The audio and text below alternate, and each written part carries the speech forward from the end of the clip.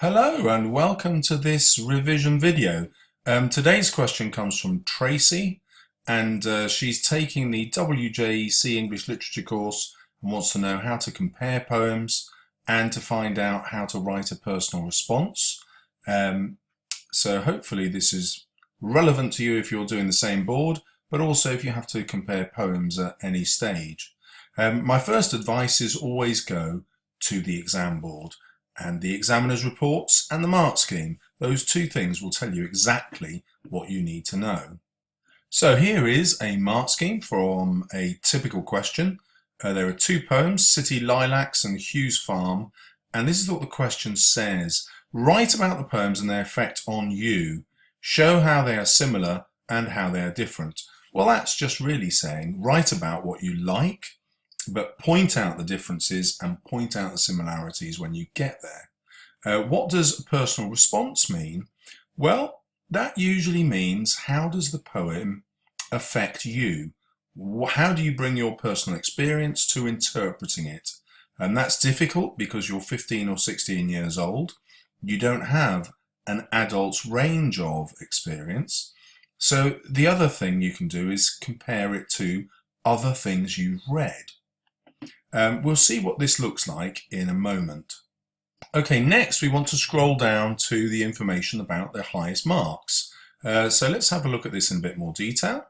An assured analysis of both poems, perceptive probing of subtext. So subtext really means, can I find more than one way of looking at this? So on the surface the poem might mean that, but underneath it I think the poet is also talking about this.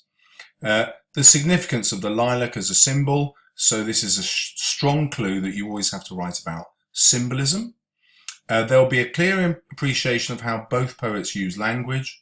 I'm going to quote all the time, where you know it's alliteration or simile or metaphor or assonance, put that in. You don't get marks for saying that, but you get marks for saying what the effect of that is. But obviously it helps to use the correct technical terms, because it tells the examiner you really understood the poem and poetry in general. Such as the contrasting images of bleakness and hope in the first poem. So images are another way of talking about symbol. Confident links and comparisons will be made.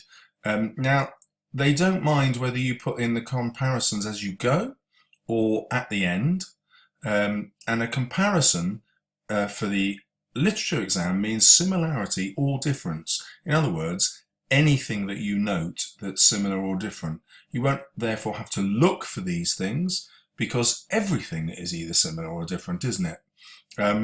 And where you will score the marks is in saying why the poet has chosen to be different. You know, why it wouldn't be appropriate to be, let's say, humorous in one poem, but not in the other. And so you talk about the differences in the poet's intentions, and that shows you the difference in the tone of the poem. And the more you talk about what the poet's up to, the easier it is to get into this top mark band. Okay, well, the next thing to do is go to the part of the website that shows you the examiner's report, because this is the closest you get to being inside the examiner's head. I'm going to take you through this and point out, if you like, what the secret code is to understanding the examiner's language. So examiners looked for and rewarded comparison of the poems, however candidates chose to address the task. So compare in any way you like.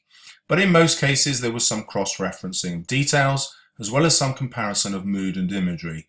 Again, those are your interpretations. When you're writing about tone, you're writing about mood. When you're writing about symbolism, you're writing about imagery. Sophisticated and detailed comparisons of ideas, language and effect was quite rare. So immediately that you start to use short quotations, use the right technical terms for the language, and then say why the poet is doing that, you're different from every other person taking this exam because it's rare. There was some very polished and assured responses. Occasionally time management was weak, and the all-important comparative element was absent or very thin. So the code there is, don't leave your comparison till the end, try and compare when you're writing about the second poem, compare back to the first poem all the time, and then if you run out of time, it won't matter, you'll still have done your comparisons all the way through. Similarly, quite a number of responses showed a lack of development of ideas and a lack of confidence in tackling the subtext. So again, there's that word, look for alternative interpretations. What do you think the poet is really trying to achieve? And considering inherent ambiguity. Most candidates were able to comment sensibly about the closed school and to select and discuss the impact of particular images and phrases. Able students, that's you hopefully, went straight to the heart of the poem, so no waffly introduction, just get straight into what the poet's up to, what's the poet trying to achieve, uncovering some of its poignant images of war, death and loss, and reaching for an interpretation which acknowledged the idea of memory contained in the crumbling walls of the school. So, I mean, that bit's relevant to this poem, but this idea that you're reaching for interpretations and getting to the main images in the poem. The easiest way to do that actually is just to shut your eyes and then imagine the poem. What is it your mind first goes to? And that will be a clue as to what the most important imagery in the poem is. Write about that. After lessons was approached a little more literally on the whole, but better responses explored the subtle difference in tone here. Again, remember that word tone that I talked about? And that is always linked to the poet's purpose. Compared with the Wilson poem, noting how there is tension and a lurking sense of the sinister here, more than the haunting sense of pain and loss in the closed school. The evocative images in both poems were discussed and their effects compared. So again, those central images that you saw when you shut your eyes, you're going to compare those and why the poet uses them, how it helps the reader understand something in the poem and something about the poet's views. An area of exploration which proved productive for abler candidates to show some analytical focus. Then you get some good advice on what to avoid. Weaker responses tended to focus on peripheral detail, but missed or misread the subtext. Again, make sure you understand the poem fully and what the subtext of your poem is. The shadowy church was much commented on, but as was the blackboard and the polished floor, but many looked for literal explanations. So again, when you're looking at a subtext, on the surface you're going to say the poet means this, but actually underneath is a more important meaning and the poet means this. When you do that, you're analysing at a much higher level. As you can see here, the examiner is getting annoyed with literal interpretations where the candidate just talks about literal meanings. Some saw references to warfare between teachers and pupils and hands that were painful from writing. Both poems were sometimes thought to be describing schools on a snowy day. Perhaps more damaging than doubtful interpretations. So this is a strong clue that some students just leap at the first thing that comes into their head. And you've got to have thought through your interpretation. It's got to make sense not just with the couple of words you're looking at, but with the whole poem. And then the interpretation will work. The tendency to resort to counting rhymes or lines or instances of enjambment.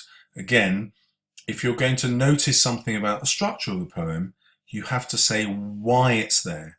Why did the poet do this instead of something else? Enjambment is always, by the way, to give you a sense of surprise. Usually when you get to the end of the line, you're expecting one thing and the enjambment takes us to something else which we're not expecting. Some insisted that the poems were sonnets, and so obviously they weren't, so be sure of what you're writing about. And while the subtlety of half rhymes in after lessons was missed, so that's a strong clue, the examiners want you to look for half rhyme. Why is half rhyme subtle? Well, because it's nearly a rhyme but isn't, and usually that unsettles the reader. And so then you ask yourself, okay, if it's unsettling the reader, why does the poet want to unsettle us here? What's the idea that he wants to, or she wants to unsettle us with? Many pointed out the rhymes in the closed door with no further comment.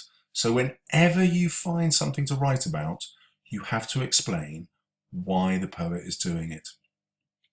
Answers such as makes the poem flow is gibberish, doesn't mean anything, which the examiners found too vague to credit. Some of these responses were quite long but gave very little evidence of understanding. So it's not how much you write, obviously it's the quality. And then this is brilliant. Most exam boards don't do this, but this one does. It tells you exactly what to focus on. So you want a detailed coverage of both poems. And the easiest way to do that is by time. So you stop writing after 25, 20 minutes after the first poem, and then you get on to the next and keep comparing backwards. Probing of the subtext, there it is again. What's the poet really up to underneath it? A tentative interpretation, and to do that you're going to say perhaps, possibly. So you're admitting that your interpretation might be different from somebody else's, like the examiner, for example, but nevertheless you still believe this because. So perhaps, possibly, might, tentative language. Strong focus on images, language and effects. So again, you're going to shut your eyes, you're going to think about what the central image is for you. It's always going to be a metaphor or a simile or a personification, probably. Those are the three usual ways of getting images. Other ways are through alliteration and assonance, if you understand how those are used. Ways in which pupils could improve. More exposure to ways in which poets use language in different ways. So why does the poet use alliteration here? Why the assonance here? What's the effect of it? Linking the imagery to ideas that the poem has or the poet has. Avoid the misunderstanding, make sure you actually understand it properly. And talk about the tone, because the tone will give you the mood and the meaning. So hopefully that will tell you exactly how to structure and write about a poetry comparison.